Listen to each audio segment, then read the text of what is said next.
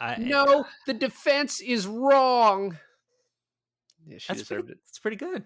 Right? No, yeah, I've actually my Mona Lisa veto is kind of my best impression right I think now. it's better than your Joe Pesci. I don't even have a Joe Pesci, so Funny how? Funny how? you don't have a Joe Pesci either, No. apparently. I need to work on my Ralph Macchio. I finally Watched. I finally Watched. I finally watched. I finally watched. I finally Watched. Hey guys, welcome to another episode of I Finally Watched. I'm Alain. And this is David, and today I finally watched all of My Cousin Vinny. I can't believe you've never seen this movie before. Well, let me explain. Let me get to it before you try and make this something it isn't. So, I had always been like, I've seen My Cousin Vinny. Like, I've seen My Cousin Vinny. And as it turns out, I was going to go watch it the other day, and I'm like 50 minutes into the movie before I see anything I recognize. So like half. Yeah, so I realized I've seen the last half of My Cousin Vinny, which is like the better part, but you don't really get. And I had always like, I'm an attorney. I had always been like, it's a good movie. I get why people like it. I don't understand why people love it. Let me tell you now, having seen the entire movie, this is a perfect movie. Yeah. Yeah. It's Mhm. excellent. I saw it not too long ago because I, like you, were under the assumption of that you have already seen it. So why would we ever do this film?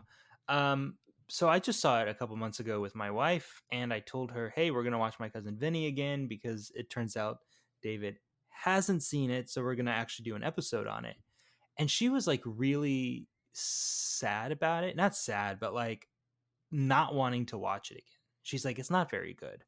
I don't want to watch it again." And I go, "Well, you're wrong. Um, and I am going to look at you differently now." And so I was trying to get my sister in law to watch it with me. She was like, "I really don't want to watch this either." And I was like, "Well, fuck you guys. I guess I'll watch it by myself." And so I started watching it in the living room. And, and then about like, I don't know, 40 minutes in, my wife sits next to me, and then like maybe 10 or 15 minutes after that they've been like eyeing the movie for like, for the first of them, like peeking in, peeking out, whatever. And then I had them both sitting next to me watching the entirety of the movie, being completely invested in it. And then at the end, having like the frustration of like the prosecuting attorney and the judge, and the celebration of, them getting off and stuff. So it's so funny because they were so adamantly against it, but like a good movie, it like really sucked them in emotionally. Yeah, so there's a scene that we'll get to, which was the point where I was just like, I started watching this probably a month ago, and I was like, I don't really recognize most of this. And I was like, oh, this beginning part is really good. And then there's a scene that we get to that is like the scene where I paused the movie, I called you and was like, hey, I realize now I've never seen this whole thing. We're gonna do it. We're gonna do it in November. We like moved a bunch of other movies around, and I like stopped right there. And there's a scene where I was like, this scene is like perfectly written. And there's a bunch of scenes in the beginning that are just like perfectly written, like comedically, very funny. Um, and yeah, my other experience, and my wife told me said I could tell the story. She's like, "Are you gonna tell a story about my dad?" And I was like, "Wait, am I allowed to?" So I go over around Christmas when we were living back when we were living in Atlanta. We came down and visited, and her dad was drunk. I found out later that he was drunk off one beer because he doesn't drink, and he was watching My Cousin Vinny because it's like one of his favorite movies. And just the Sure. whole time, every like 5 minutes, is that what the law's like, Dave? It's over and over to me. Shout out to Ashley's dad. Thank you, John.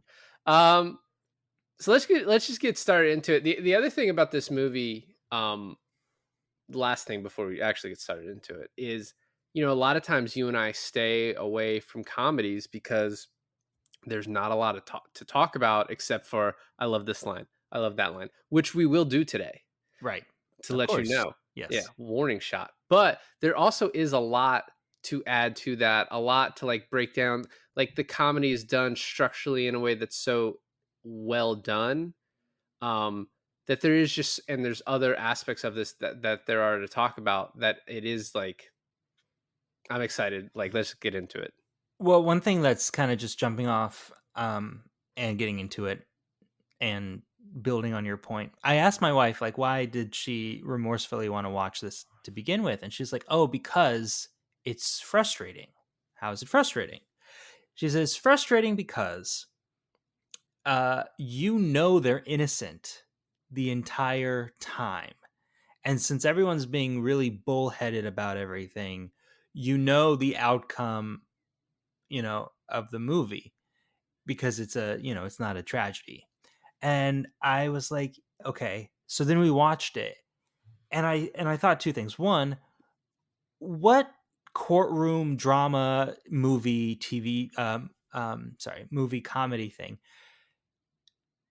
do we not know who did it, or do we not know if they're innocent? And then two, it's written in a way that it doesn't even matter if we know or we don't know. It's not a suspense. We're not like, oh my god, did Ralph Macchio fucking kill that guy? you know it's like it's a character. It's almost like focused so much on Joe Pesci's character that the plot kind of falls away and you just focus on his character arc. And I think that's really what the movie is built on.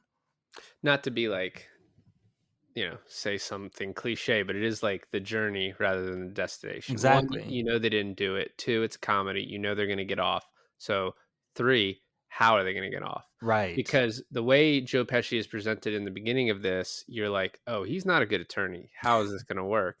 But if you watch it back, and I knew he was a good attorney because I saw the ending of it, or at least I knew he was a good litigator, which he like distinguishes in this movie. Um, you it's actually written in a way in the beginning that there's a lot of things that happen to him. He's put in this new setting in Alabama, which Alabama has like a very, from what I was reading, has like a very robust like like laws like that you have to get acquainted with. Um and so he's put in this situation where he looks like an idiot, and he keeps saying like, hey, it's just the procedure, I'll get it down. Like that, you don't learn this in law school. You learn it as you go. And there's this one point that I'll just say now where they're in a preliminary hearing to, it's basically, it's it's as it's like a grand jury proceeding, but this is done differently than a grand jury. Basically, is there enough evidence to go to trial? And it's where all three witnesses testify, and Vinny doesn't ask any questions, and he gets sent back to jail again. And they're like, why didn't you ask any questions? You could have gotten this thrown out. And he's like, you guys are two New Yorkers charged with murder in Alabama. This thing's going to trial. And Yeah. actually, it is very tactically smart to not try and defend them during that hearing, because they are going to go to trial, Yeah. because there's a fucking confession, right? Like, even though we know it's not real, Yeah. there's a confession and there's three eyewitnesses. This is going to trial. Right. So to not reveal your strategy is extremely smart. One of my favorite scenes in the movie, and I hope it's not the one that you built up in the beginning of this episode, but one of my favorite scenes in this movie is when um he kind of feels good about himself. Like he's like, oh, I'm actually getting somewhere with this. And he brings home the case files and he's like, can you believe it? He just gave me his case files. And Marissa Tomei is like, yeah, of course he gave you his case files. By law, he had to. And it was just like, he was like, oh. And then she mentions like, yeah, you can even question his witnesses. And then you see like the light bulb come on. And I was like, him being so proud of himself, feeling like he got the one over on the guy, like he schmoozed him enough that he would like let him do this. Marissa is like, yeah, you fucking moron. Like he had to do it, you Yeah. know? Let's just get started rolling through this. So I like the start of this. We actually get to see, Taylor's point about we know what's going to happen. I like that they don't try and make this a mystery on top of a comedy and a little bit of a drama. We get to see the sack of suds, which is like a perfect name. for a fucking place in Yep. Alabama. Apparently, it's a real place in Georgia. And when Ashley and I used to drive back and forth, so a lot of the exteriors were shot in Monticello, Georgia. Okay. That is where we stopped to get Taco Bell. And if you're ever in Monticello, Georgia, Monticello, uh, it's like one of the best Taco Bells I've ever had. So just Okay. for everyone's edification. Um, and then I love the next scene where they're getting questioned by the police and they think it's over a can of tuna and the police are questioning them about a murder. Like, So frustrating. It's so frustrating. I just think it's funny. The whole time I'm just like, oh, this is like really well, because it has to be written smartly in a way where it makes sense. And I think it is, where there's like the miscommunication of like, Yeah. you know, you're here for murder. So we're not exactly spelling it out. And they're like, no, we know we're here because of a can of tuna. Yeah. There's a moment, and it comes up later where he's like, "Yeah, I did it," or no, no, no. He's like, "So you shot the guy," and then he's He's like, like, I shot the clerk. "I shot the clerk. I shot the clerk." Like questioning, right? But he just omitted the question marks in the end of that statement, right? And so when he leaves and he comes to the realization that they're framing him for murder, well, not framing him, but they think he did it. um, it it's so frustrating because you would think that they would just mention something about it earlier on, just something. Yeah, I know. I mean, but there's a lot in this movie that's like, because it's a comedic movie, I think you give a little bit of leeway, whereas in like a drama you wouldn't. For example, like him allowing Ralph Macchio allowing cousin Vinny to continue to represent him, basically because of a magic trick, or like my least favorite scene in the movie is when Ralph Macchio's like, yeah, you know, we were at a wedding and this magician was doing tricks and Vinny's just Yeah. like, it's in his pocket, it's under the table. Vinny got him every time. I was like, that's not a reason to, your life is on the line, bro. Well, he doesn't 100%, right? Because when his friend wants to go to the other public defender, Yeah. he tells Vinny like, "I'm gonna go to the public defender," and then he woos him with the card trick or whatever. Well, but also I think the believable part of that is he says, give me one witness. And he's like, okay, I'll give you one witness. That at least I think so. The guy that wrote this, or I think it was the director, right? The guy who directed this and he probably helped writing, um, was an attorney. So a lot of that aspect of it Oh, okay. put like a lot of thought into, which is why this is considered like a very legally accurate movie in I most parts. heard I heard that like out of A Few Good Men and this movie and like a lot of other courtroom dramas, that My Cousin Vinny gets it the closest out of all of them. I mean, the cross exam stuff is great. The like we'll go through as we get to it, but yeah, no, a lot of it is just like really good. Some of it's like shortened, right? Because it's a movie, so it would be a lot longer, but yeah, it is really good. I just really quick in the beginning, I love the line from the sheriff. We're gonna run enough electricity through him to light up like Birmingham or whatever he says, or Beecham County, whatever he says. Right. I think it's really fun. Like that's when it's set up. But the phone call to his mom where they're like, Yeah. dude, this is fucking clan country. They're all fucking their cousins down here. Like, you know, these people, they're crooked as, like everyone looks at him.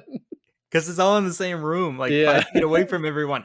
You know, another thing that they have a lot of African American actors like spread around this, and they never make it seem like a race thing at all. Like not once. Even though like the sheriff is white and like country, and the judge is white and southern and stuff like that.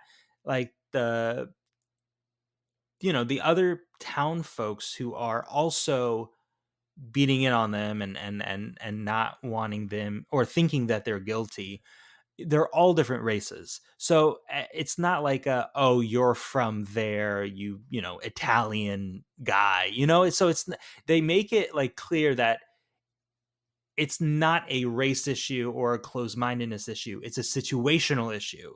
So it's not to be confused that Joe Pesci doesn't have to like go through prosecution or anything like that. It's evidential stuff that he has to overcome. And I really like that about the movie too. They do play a little bit with the fact that Ralph Macchio is playing Italian. I mean, he probably is Italian. And Sam Rothenstein is Jewish, right? And this is sort of a fish out of water situation where they're coming down here to Alabama. But yeah, they definitely don't. It's a comedy. They're not dealing with like what could be the racial issues. You know, these guys are white. They killed a white sack of suds manager, employee, right? So it's like they're avoiding that issue. Um, Also, classic says they say the name of the movie. We got an attorney, My Cousin Vinny, and then it cuts to him driving in. I don't think movies are made this way anymore, right? Like it would be hard pressed to have a successful film like My Cousin Vinny made today. Um, but especially with the comedic timing as it is, like I just don't feel like you see the who the classic well, who would do that? And then hard cut to like the main character, Mhm. doing the thing, you know? Yeah, which is Yeah. but it's classic though if done right. So they come in town. I like the like the little mud and tires call with the there's the mechanic guy who walks up. Oh, what's wrong? And he's like, oh, we got Alabama mud and tires. We're famous for our mud. And this kind of smartly, Vinny looks over at Marissa Tomei, Mona Lisa, and is like, "You ever heard of that?" And she's like, "No." And he's like, "No, she's never heard of it. She knows everything about cars." And then kind of just like dismisses him. Yeah. Um, my One of my favorite scenes in the beginning is Vinny at the jail, and apparently Yeah. the Yeah. director wanted to cut it because he's like, that's not how it would work. He wouldn't get to go into the jail cell, but he left it in because even though it's not accurate, it's the funniest scene in the movie, and it is so perfectly written. And he's like, I don't want to do this, and he's like, I wouldn't if I was you either, but let's just Yeah. make it a simple in and out. Yeah. Why aren't you grateful? It's your ass, not mine. And he's like, I is would that be getting something? on my knees if I were you. And then my favorite, I did not come down here just to get jerked off. Yeah. And even when he recognizes dude, even when he recognizes his nephew like in the top bunks asleep, he goes, well, isn't he cute? Like like it's just and then the realization sets in when Ralph is like, oh my god, Vinny. But everything up to that, I was like, how did that fucker not wake up like any earlier than that? I don't know. It's like that is like a perfectly comedic scene, and I mean, it's very similar to what they're doing in the first scene with the cops talking about murder and them talking about a can of tuna. Yeah. But both times it works. Do you think that scene could have been made today?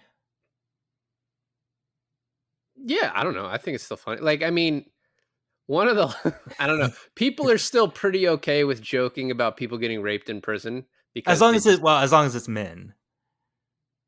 well, yeah. I mean, I Yeah. guess, yeah. I don't know. So he's gonna represent them. They're like, do you have any experience? No. Have you done any of this? No. I passed the bar. Oh, you passed the bar? Yeah, not my first time. He's like, well, third time a charm. 6 times was a charm, actually, for me. Which I will say, obviously passing the bar means you can steady very well, but it is like pretty meaningless on whether you could be like definitely a good trial lawyer, right? There are a lot of good trial lawyers who just like can't study for the bar because the bar is a lot of fucking information that you're never going to use again because it's like every aspect of like different, Yeah. different areas of the law. So Is it how many questions is it? Is it 100 questions? it's different. It's different per state. So Florida is 2 days. The first So the first day was essays in the morning and then multiple choice like 50 or 100. And then the second day is 2 sections of multiple choice, I think. I can't remember. But like I think California's 3 or 4 days, North Carolina's 3 or 4 days. Jeez. Yeah, some of them are really fucking hard. And then I mean another thing everyone has to pass is like the MPRE, which is the ethics portion, which is maybe one of the easiest tests you can take is just like don't fuck your clients and don't steal their money. Yeah. I think anyone could go in not having studied for that and pass that part of it because it's fairly obvious shit. Um, so then he gets approved as an out of state lawyer. The back and forth, like the through line in the movie of like him being one step ahead of the judge, like is So always that's funny. that's a question I have for you. Because of Alabama law, he had to lie about who he was because he had to have some sort of trial experience to to represent here or to act in here? So I looked this up a while ago when I to First thought prac you watched the movie. yeah, well to practice in a different state, it's called like Pro Hack Vice, and each state has different rules. Alabama's actually seemed pretty like lax when I looked it up. Um I think he's just trying to impress the judge, right? So he's passed the bar.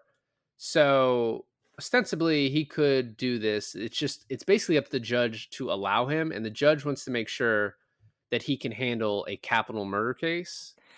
The Gallo to Callow thing is so smart.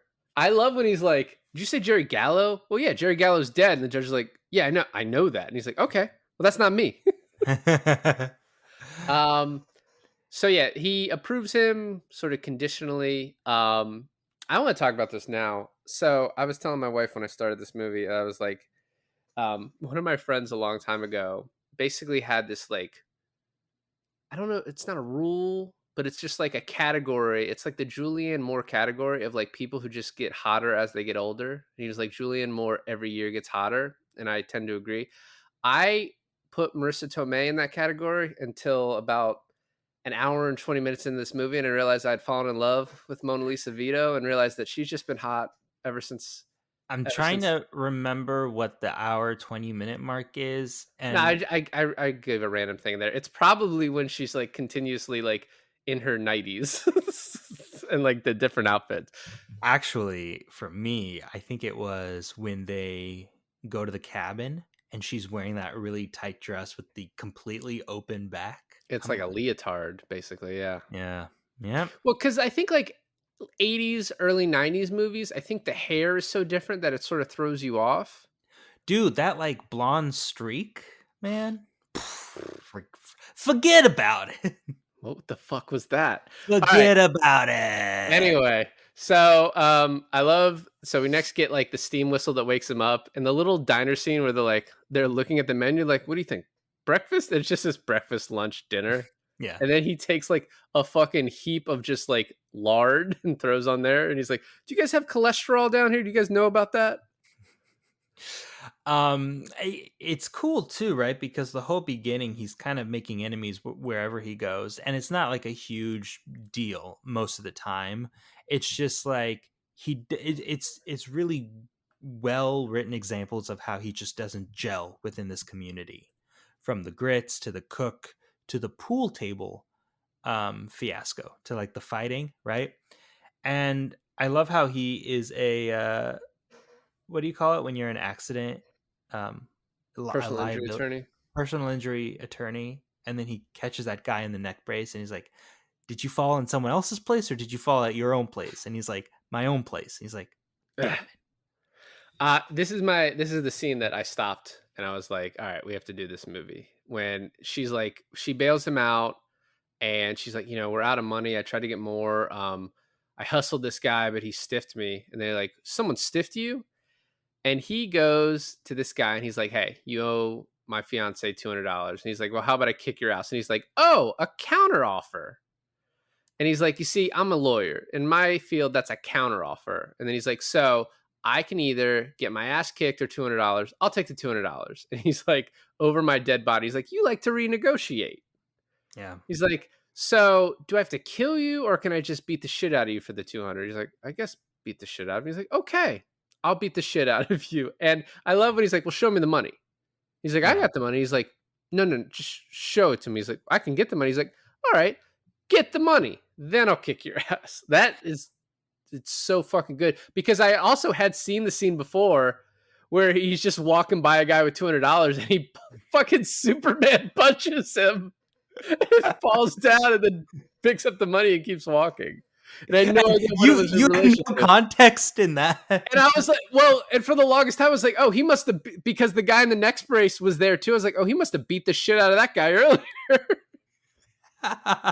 He's just the villain. He's just the villain. No, that's so funny. When you said my favorite scene, that scene was not even on the list of possibilities. I thought it might have been your favorite scene, but I can see why now that you mention it. And it is a really good scene, and it just kind of like makes it it makes him extremely likable. And I think another thing that makes Joe Pesci in this extremely likable is two things.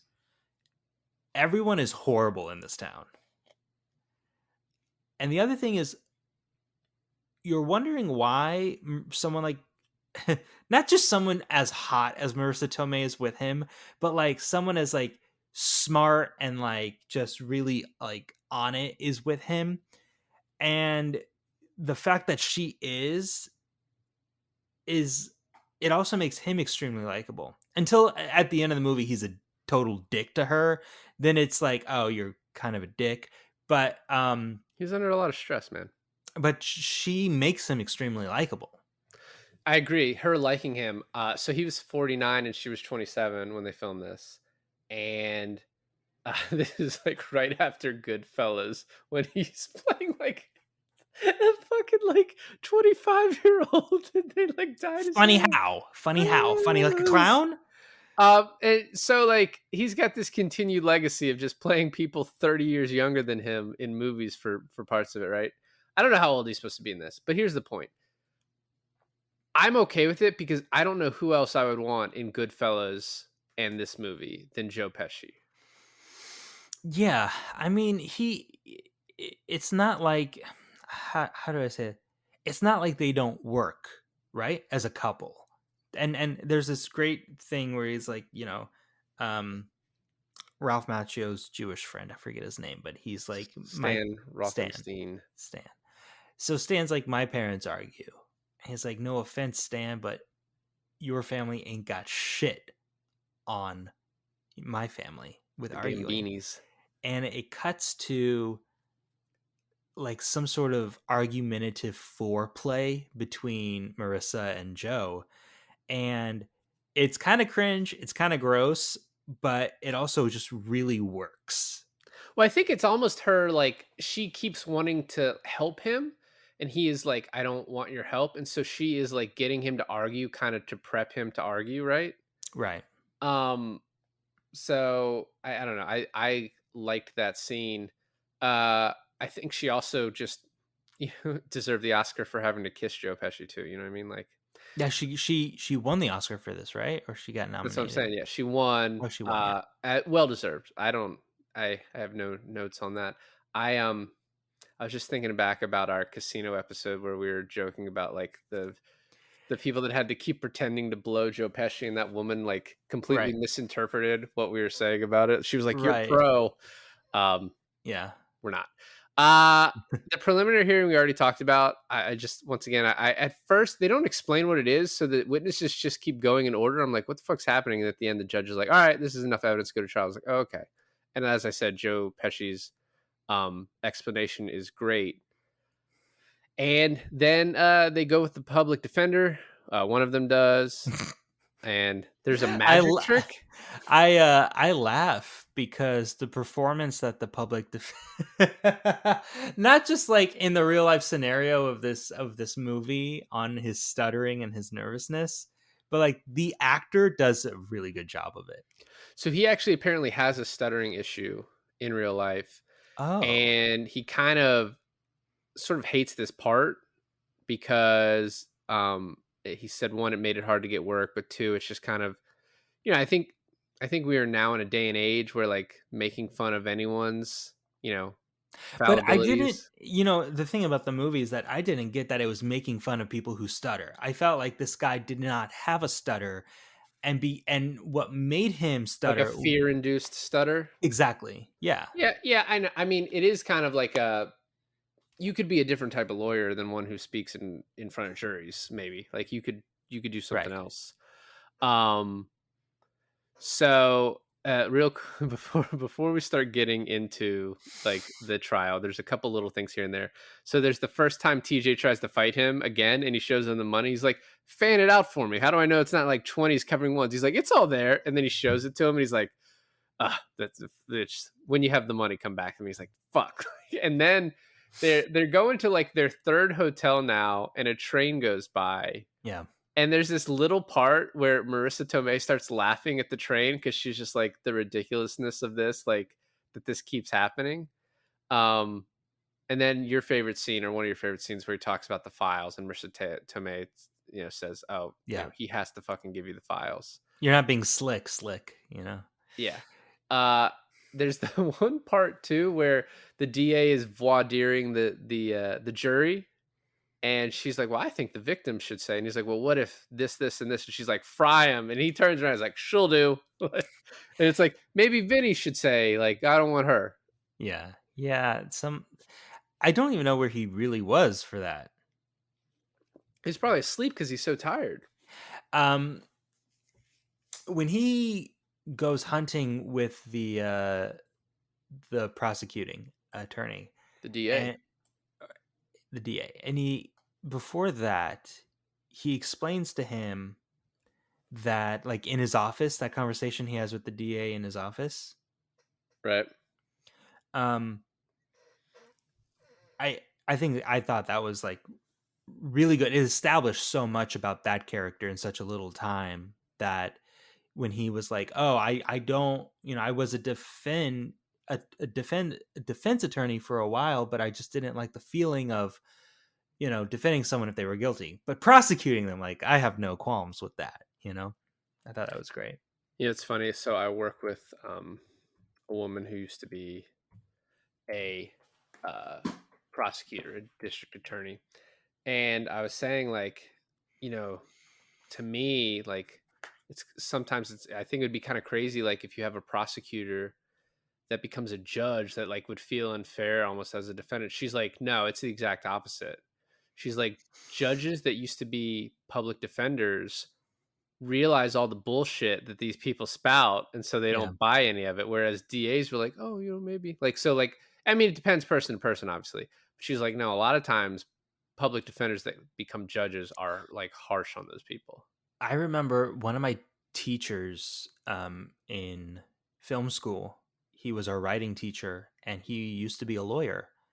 And he was older, so I think he retired and then just became a teacher because he loved film, script writing. Anyways, so he was telling us. I think one guy in my class was like saying like, "So what kind of lawyer were you?" And he's like, "Oh, I was a defense attorney."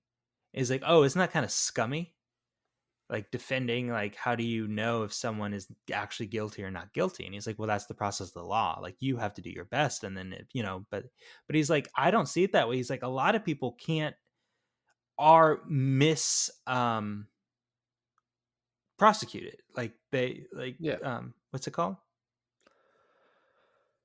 Like, I mean, they're unfairly. convicted unfairly, yeah. Yeah, convicted unfairly. So if you're a good defense attorney, then you have the right to, you have the duty to try to defend these people. And so he's like, "Yeah, I much rather be a defense attorney with a clear conscience than a prosecuting attorney." I thought that was interesting because I never looked at it that way before. Yeah, and then as a prosecuting attorney, especially if you have, like, autonomy on most of your cases, which a lot of them do. I mean, like, the way the justice system is structured too. You have DAs and public defenders with way too many cases, just trying to get through them, and sometimes they'll let someone go who might have been guilty, and sometimes they'll get a plea deal out of someone who's completely innocent, but they're afraid of getting more time. So it's pretty fucked up all around. We talked about your scene where she's wearing the leotard, and she's like, my biological clock is ticking. I love when the owl starts going off and he just goes outside and shoots randomly in the air. We did skip a really great scene where the DA does invite him to go hunting, and he tells Marissa Tomei that he's going to go, and she gives him that spiel about the baby deer. And It was just, his head's blown open. Do you think he'll care what the guy who's shot him is wearing? yeah. I mean, I can. She's given so much good material in this movie. It's crazy. So his suit gets ruined. He bought a suit. He goes in this fucking ridiculous outfit, and the judge is like, "Are you mocking me?" He's like, "No, I'm not mocking you." He's like, "I wore this ridiculous thing for you." And he says, and then there's the line about, he's like, "Oh, you're in contempt." He's like, "What a fucking surprise!" And he's like, "What'd you say?" And he's like, "What? What did I say?" He's like, "What did you just say?" He's like, I don't know. What did I say? And the judge just like lets it go. That suit that he ends up wearing, that's like an older, that's like a what, like a 60s or 70s bellhop suit or something, right? Absolutely. Yeah. Like an elevator, like the in the olden days, the guys who like help operate the elevator in hotels, that thing. I just love that it fits his 5'4" frame too, like perfectly tailored to him. Well, it's the only one in the store that could. Oh, so we're about to do the opening. One thing I want to say that we sort of skipped over when he learns that he's allowed to talk to the witnesses and he's allowed to know what they are. There's this quick montage where he talks to each of the witnesses and he asks them a very important question, but you don't know the context of what he's asking. So he asks the older black lady, "Oh, so how many levels of thickness?" And you're like, "What the fuck does that mean?" And then he's like, "Oh, what's your window?" Like you can kind of figure out what he's going for, but then when he explains it in the trial, I think it's like a well written way of like, "Oh, this will make sense later." Apart from the ending of this movie, that is probably one of the coolest scenes in the movie, is where he's just completely discrediting every witness put on the stand. One by one they fall, Yeah. right? And then it's just like you get it and they get it and everyone gets it. Like they have a fucking chance now. Yeah, and he kind of says that to Ralph Macchio beforehand. He's like, "The prosecutor's building a house out of bricks, and I'm here to show they're fucking, not the ace Card. of spades." Yeah. So the opening, the DA's opening is like kind of textbook perfect on what you're supposed to do because so in an opening you're supposed to say the evidence will show, and Right. in a closing you're supposed to say this is what you don't have to say this is what I'm showing. You're going to be like they did this, they did this, they did this. You kind of mimicking what evidence was told. And so, like, he does this throughout. The evidence is going to show, the state is going to prove this is this. And then Vinny gets up and he's like, everything that guy said is bullshit. And it gets stricken for being argumentative. And he's like, and don't use that language. But if he just said, the evidence is going to show everything that guy said is bullshit, then it's not argumentative anymore. I mean, That's it still funny. probably is, but it's just I don't know. I think Can the judge have anything stricken? Oh, that's a legal issue that I was thinking. At any point, did the DA and the judge break the law during this? Because there's this moment at the end where they submit a piece of evidence kind of last minute. talking about And the prosecutor. yeah. I mean the expert witness. Yeah, and he's like, "Oh, do you think I have to be worried?" He's like, "Yeah, if I were you, I'd be worried." And he's like, "Well, can you tell me what it is now?" He's like, "I'll wait in the morning." Doesn't he legally have to tell him what it is then? I mean that's a state to state thing. You're supposed to tell. I think like most places it would be like you have to tell them as reasonably, is in a reasonable amount of time. We can talk about that when we get to it because I think it's like very interesting the way that's done. So the first witness is Tipton, who is the grits guy, which is funny because we saw Vinny learn about grits earlier. Uh, and the public defender asks him about glasses. He's like, "Oh, you weren't wearing your glasses at that time," and it's like, "Well, they read in glasses." And this kind of is a very subtle way of showing like a lot of times public defenders don't have the time to do like legwork like Vinny did, right? Like Vinny really cares about this case. If you're able to afford a really good attorney, he really cares because he's really getting fucking paid to defend you. Whereas public defenders, as I said, have hundreds of cases. And so he doesn't have time to always interview every witness for every case. In a capital case, you would hope they would. Um, but when Vinny gets on there, it is like kind of a perfect cross examine. And this movie is set up sort of in a very systematic way to show you like how it could happen. It's like the perfect scenario for him to be able to discredit these witnesses. We also get the two Utes line during this. The when the public defender goes up and he does his stuttering, whatever, he goes to sit back down and he taps Stan on the back, like, got him. And Well, no, Stan, he was like, that guy's a tough cookie. yeah, that guy's a tough cookie. That's right. He's like, oh man, that guy's a tough cookie. And Stan's face, like, mm-hmm, like, like he's in trouble. Like it's great. I like when he says, "Don't Vinny." Back to Vinny when he's like, "Don't shake your head. I'm not even done with the question yet."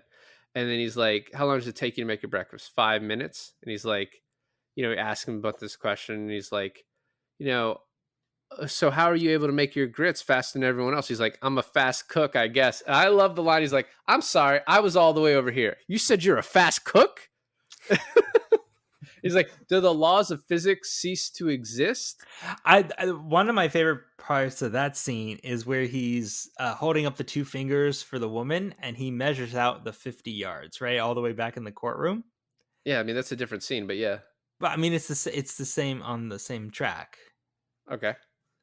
Um, he he holds up the two fingers, and then the judge totally gives it away, and then he's like, oh my god, can Miss What's Her Name and only Miss What's Her Name answer? And then he still just holds up two fingers again. And when she says four, the whole courtroom is like, oh. Well, several times they show like all the jurors start like looking at each other like, oh, like that ain't good. Um, One of the other things too that that Vinny does that's really great, and it's really great cross examination type stuff, is the guy answers, I guess you could say that. And he's like, I am saying that. Would you say that? Yeah. Like, because you need to get him on the record admitting to it. Yeah. And then at the end, I got no more use for this guy. I got no more use for this guy. I And love then it. Stan fires him. And I love the little sight gag of him sleeping in. Stan fires the public defender. And Yeah. I love the little sight gag of him sleeping in the prison. He hasn't been able to sleep, and he's sleeping through a prison riot. Was it saying that as he's sleeping through the prison riot, is it like the sounds of New York?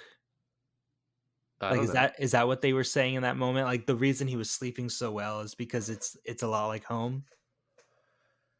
Maybe, but I mean, he's also at this point just exhausted. But yeah, I guess that could be the joke too. I don't even know if it's really well thought out why it's funny, but it just is funny. Him like just sleeping so soundly through it.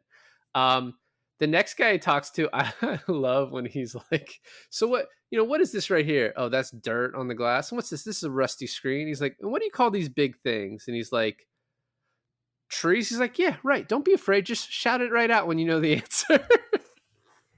What do you call those thousands of things on the trees? Them's leaves. Leaves? And then he's like, what do you call those little bushy things over there? Them's Bushes?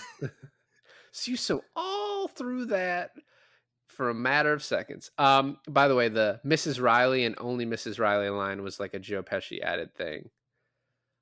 So we are now to the expert witness. So the prosecution calls him the night before and says, I have a surprise for you tomorrow, almost gloating about it, which just here's the thing. That's like a movie scene that don't tell him about it, right? Just if you have a surprise for him, just tell him tomorrow and say, we found out last minute and we're telling you guys now. So here's the thing though. You saying like, oh, I have an expert witness and it's a last minute thing. It's a surprise thing. That really doesn't cut it, right? So you can present evidence if you didn't know about it, if you find out last minute. Like that's sometimes allowed. But that's like a witness comes to you and is like, hey, we didn't know about this witness. They come to you and like, hey, I was hiding in a bush. I saw them go in. I saw them shoot. I saw them leave. And the prosecution's like, we had no way of knowing about this witness. They didn't come forward. We tried, and now they've come forward, and the judge may allow them to testify. An expert witness just happens to come forward. Like, I can't even remember if the movie addresses how, like, he happened to come forward, but it almost seems like the prosecution just decided last minute, we need an expert. We're going to go get one. The expert also, like, had reports that they wrote on this. And so a judge isn't going to allow that to come in to me, right? Right. Vinny makes an objection, and the judge is like, that's a very lucid, intelligent, well thought out objection. It's overruled. And so here's to me, like, I read some stuff that was like, oh, that's just that, that's like grounds for appeal. And it is. That would get appealed. They'd get a new trial. Like one of the things in criminal cases is courts really want you to give the benefit of the doubt to the people who might go to jail for the rest of their life or get killed.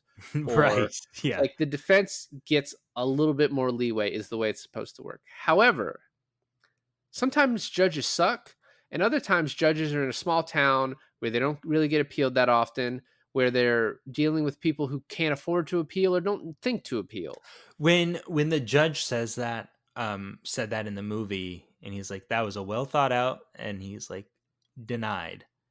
That was the moment that my sister-in-law out loud goes, I hate this guy, sits down, and then watches the rest of the movie to the end.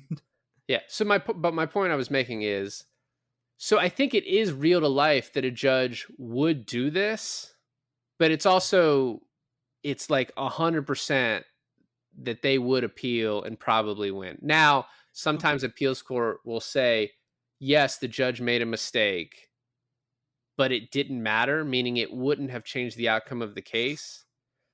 But having an expert come in and say this tire matches 100% and giving no ability. So the other issue the mistake he makes is Vinny says, I request a day or two's continuance to like read this stuff, and the judge is like, no, you got an hour. That's like a further compounding mistake the judge makes that would like assuredly would be appealed and overturned. But Yeah. as I was saying, though, sometimes appeals courts, I don't think it applies in this situation, will say, yes, the judge made a mistake, but it wouldn't have changed the outcome of the case. And they do that because courts don't like to overturn stuff. Like rarely do things get overturned. But this is like so bad that Right. you think it would have to.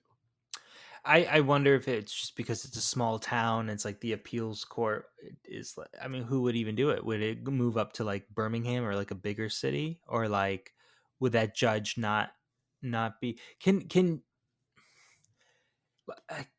a judge do something illegal and then be caught for it during the court thing? Because I feel like if this guy has a vendetta against a certain attorney, or this guy's friends with everyone in the town, especially the guy who gets murdered, small enough town, then it's like that trial probably should not be judged in that same town.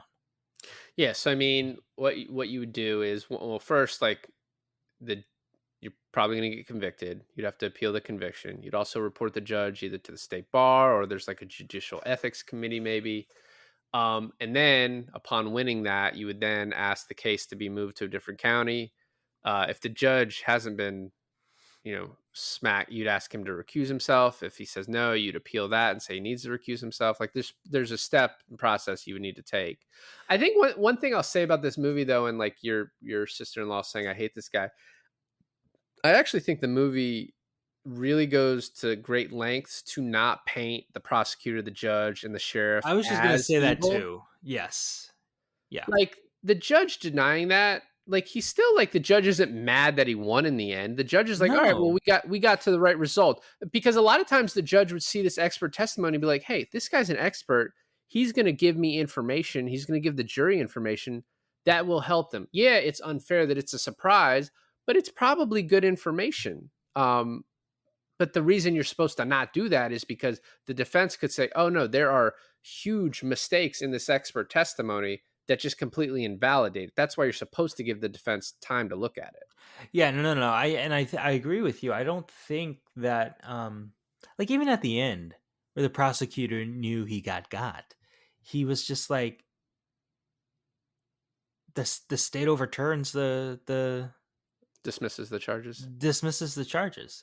And no one, at the end everyone's talking like friends and no one really hates each other because it's like you proved that they were innocent. So yeah, and I think it does a good job in saying like no one was personally out for any blood. Yeah. So, he has like an hour to kind of look over what he's got. And he like, his clients are like, hey, did you find anything? He's like, I found a little. And I think this part is, obviously the director is an attorney. Like you can tell like the way this part is structured is really well done, and how he like, it finally clicks to him. Right. Because it's also established early on that Vinny knows cars too. Cause he's like, when was I supposed to go to court and watch people perform, watch them when I'm like in your fucking uncle's garage every day after school. And so he goes to the diner. He finds a few things to bring up. He gets in the fight with Mona Lisa. He goes in. He's like, hey, isn't this the most popular tire brand? And he's like, yeah. And he's like, so isn't it possible it could have been another car? And the guy's like, yeah, it's possible. And like, with the amount of time he has, that's like the best he could do, right?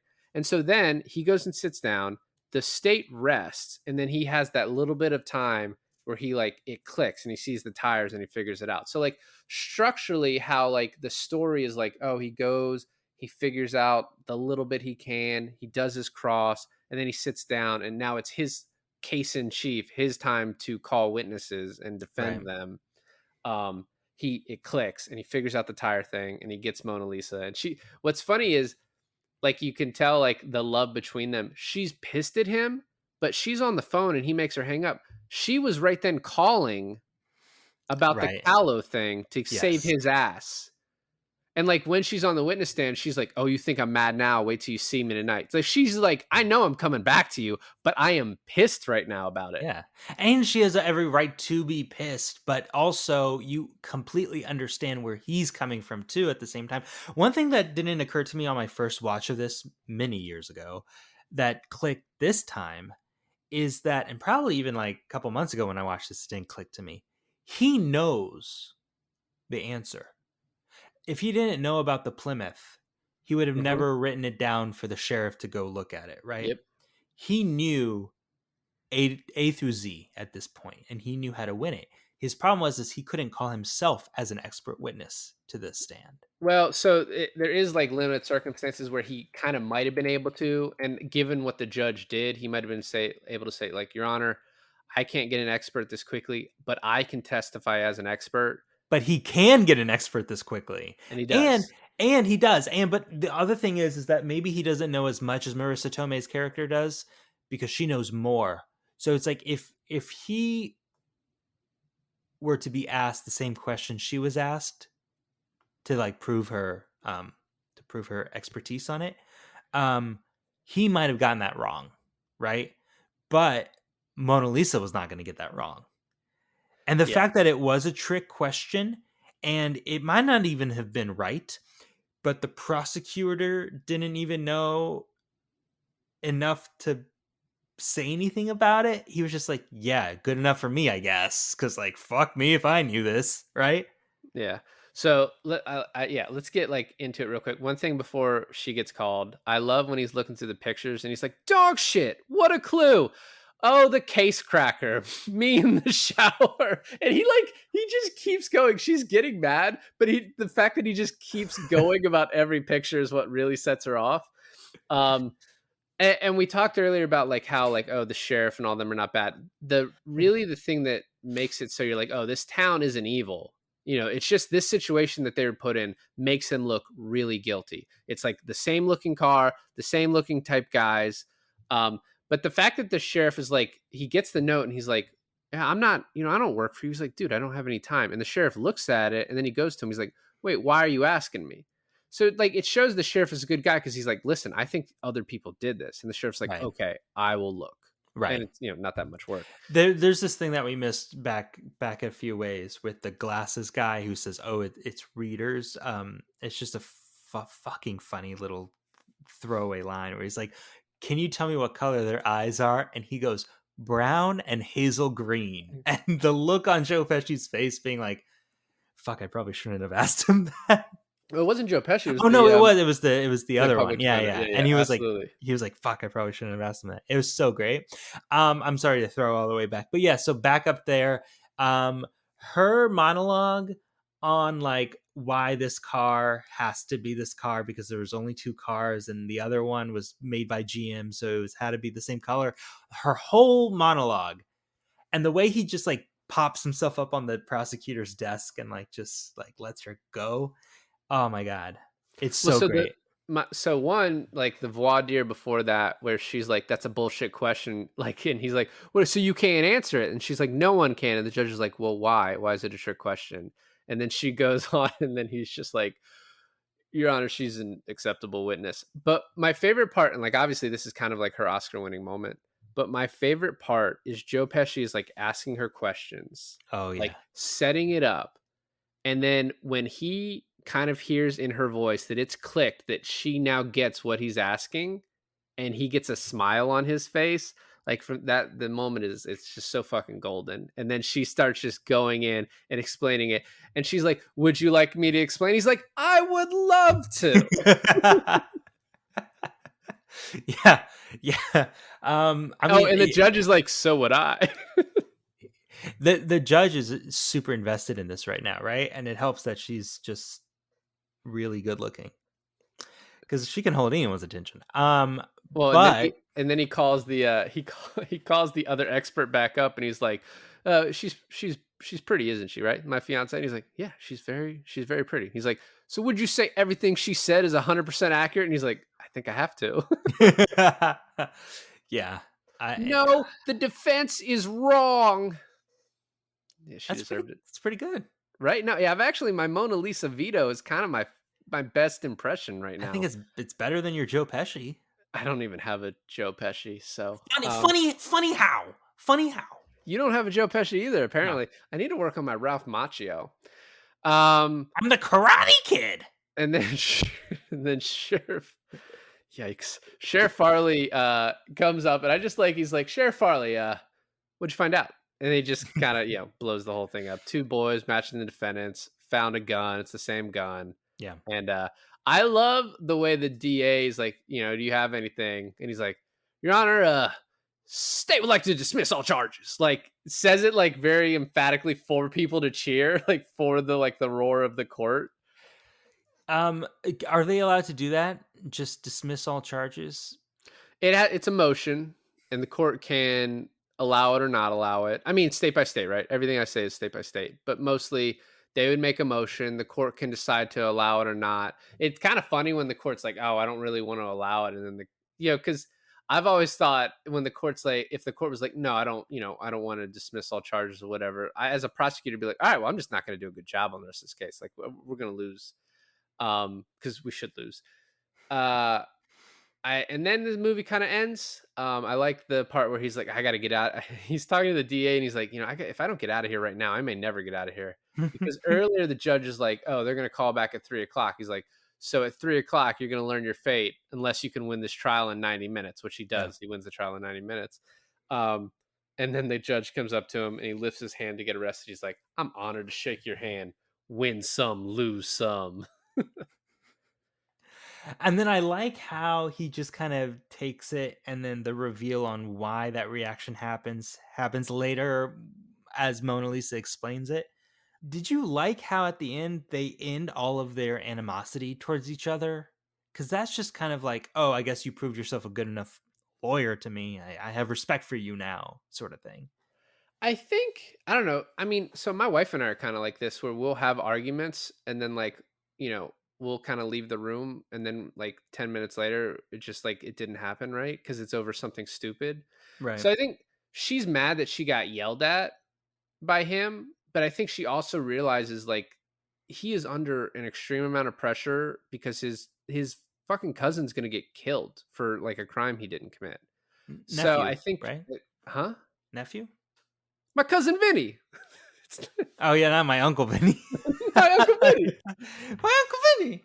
So It's anyway, I twice removed, Vinny. think on my mother's side. That's actually not a bad Ralph Macchio. I think I got something there. So I think I don't know. I just think she understands what happened, and like it's sort of water under the bridge. So that part Yeah. makes sense to me. It also sets up the potential sequel Is it that called they tried. my Aunt Mona Lisa or my No, cousin Mona Lisa? we're gonna do David reads the internet right now. This is straight from IMDb. So a sequel was discussed where Vinny Gambini would be practicing in Britain, but Marissa Tomei dropped out of the project. And you can't do it without Marissa Tomei. Absolutely, you can't. I mean, just not. Which does lead to some fun facts about casting. So Mona Lisa, Lorraine Bracco was offered the part and she passed. And then Debbie Mazar was, I think, in the running or whatever. She would have been pretty good, but like no one touches Marissa Tomei in that part at all. I mean, I don't I don't really want to replace anybody, honestly. Like so the Christopher Lloyd like was considered or after the judge part, oh yeah. which would have been good, but I think I don't know. The guy who plays the judge in this Fred Gwynn. So one, this is his last role ever. He passed away like a year later. I Uh-huh. fucking love him in this. Um, Obviously you're not changing Vinny, who so Jim Belushi, I think, passed, and then Danny DeVito and John Lovitz. Danny DeVito, if Okay, you can't Danny have DeVito. Joe Pesci, Danny DeVito is pretty fucking Well, close. even John Lovitz would be pretty funny. Yeah, but it's not the same. Like Joe Pesci has a certain energy, and I think Danny DeVito can come close to that. It would have been like Phil from Hercules trying to defend these boys. That's all I would hear. And then the last thing I read, which doesn't even make sense, and I obviously the character's name would have to be different, but Will Smith apparently auditioned for the Stan Rothenstein part. I don't think that would have been the name of the character had Will No, Smith could it? gotten the It role. should still be the name of the character. Also, like as we brought out earlier or talked about, the movie is trying to avoid like Can a you? Hold on, I'm Alabama sorry. race issue. Well, that's true too. But hold on. Can you imagine Are that you going to make a first? slap joke right now? No, I'm not. I'm not. But can you imagine that scene in the prison when Joe Pesci goes to stand, but it's it's Danny DeVito and Will Smith instead? So the way this ends as they're driving off, and she's like, "You think I'm gonna marry you now?" It's so perfect, and it's just like it's the perfect ending to the movie. I love this movie. Like you said, it's almost like a perfect movie. I can't really find anything wrong with it, except maybe like a few metaphor scenes where like the House of Cards or like the magic trick thing. It's probably whenever cards are involved or some mention of magic tricks is my least favorite part of the movie, but it really doesn't diminish any other part of the movie. Yeah, I mean this is one of my favorite movies. This is like top 20, top 30 for sure. It's great. There's not really much else to say, but I did. I mean, when I finished this movie, it's when I realized I loved Marissa Tomei. Always. I mean, especially after The Wrestler. I don't know if you've seen The Wrestler. I haven't seen The Wrestler. Oh my God. Just watch The Wrestler and you'll love her even more. Thanks for listening to another episode of I Finally Watched. This is David. And this is Alain. And David David finally watched My Cousin Vinny.